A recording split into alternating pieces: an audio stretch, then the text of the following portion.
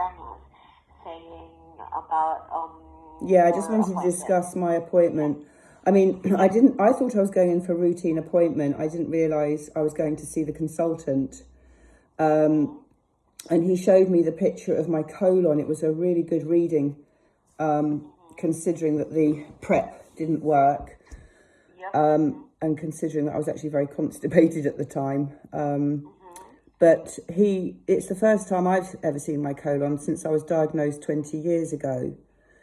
And he actually said that the ulceration looked quite angry, and he said it looked like it had previously looked angry, but he said it's gone further up my colon a bit from the rectum. It's gone a little bit further up. And I said, well, he said he wanted me to go on medication, and I said, well, how long? And he said, well, forever. Now, I was told that 20 years ago, and I went on medication for 2 years, I think. And then I just radically changed my whole lifestyle. It became the most important thing for me. So I was quite shocked when he suggested that I go on medication for life. So I said, well, it's inflammation. And I said, I do deal with my inflammation, you know, not eating sugar and all the things that I need to do. And I said, to be honest, I said, when I walked in the hospital, I was shocked at how much cake there is in the cafe. All there is to eat, because I had to wait for a while, all there is cake. And his response, let me tell you exactly word for word what he said to me. He said, my patients are nearly all malnourished, and so I'm happy for them to eat cake or anything because they're malnourished. And I was so shocked, I actually asked him to repeat it. I said, sorry, can you say that again? Because I thought I'd misheard him. And he said, my patients are malnourished, and so I'm happy for them to eat anything. Now, that kind of comment coming from somebody who's asking me to take medication for life doesn't align on one iota with my values. And so I'm really curious to know, is that the case that people with autoimmune disease such as colitis are all malnourished, and so that it's okay for them to eat cake? I would say, in my experience, not everyone could be malnourished, but that's one of the things that could happen with IBD, because obviously because of the inflammation that you're getting, you're not absorbing all the nutrients that you're supposed to be getting from the food that you're eating. So we do have a lot of patients that are malnourished, because it could impede their growth. It could make them, as I've said earlier, they're not taking the nutrients that they're supposed to be taking. So yes, I could see where Dr. Khan is coming from. So let me just sorry, my love. Let me just clarify this. So he's happy for them to eat cake, basically. Yeah. Yes. Yeah. Because for us, what we do advise our patients is actually you could eat anything you want, but if you know it's a trigger, then avoid them, because there are certain foods that are actually could irritate your bowel more or cause the inflammation. Yeah.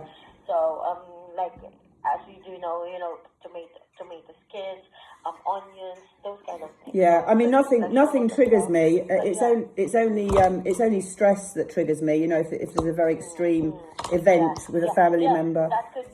That could be an event as well, because some of our patients are still still eating anything they want and they're okay.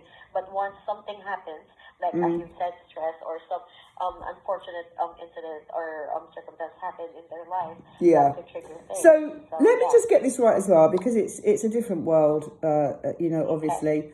I have reversed my biological age, and I exercise, and I've radically changed my diet. I've upgraded it enormously. My skin's looking better. I mean, obviously I've got muscle mass, you know, I look good for my age.